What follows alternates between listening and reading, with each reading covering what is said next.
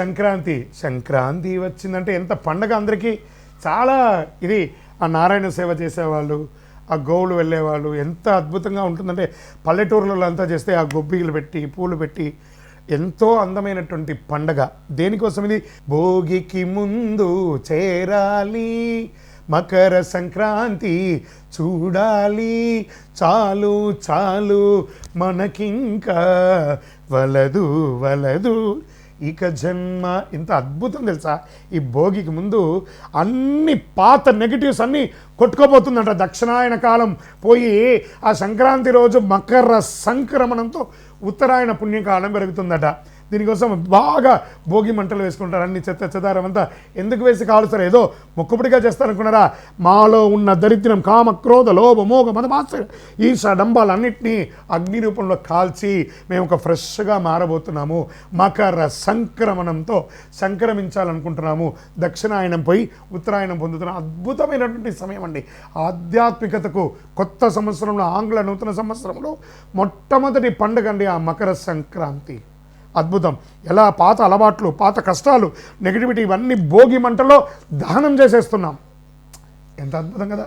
భగవంతుడు మనకి ఇచ్చినవన్నీ కొత్త జీవితానికి సిద్ధం కావడం.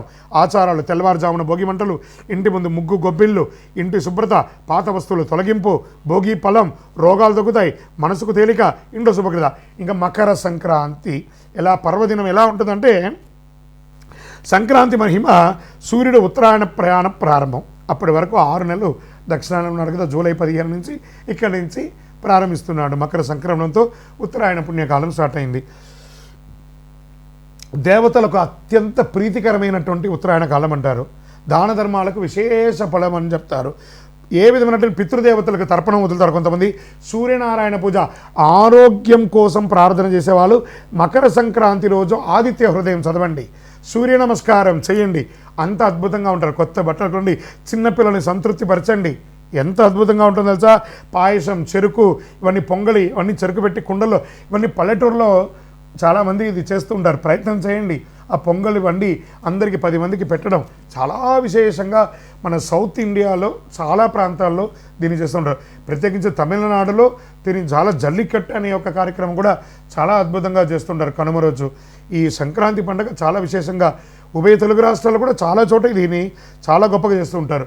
మరి ఈ యొక్క రోజులో ఏం దానం ఇవ్వాలి? బెల్లం దానం ఇవ్వాలి, నువ్వులు దానం ఇవ్వాలి, నువ్వుల ఉండ తినాలి.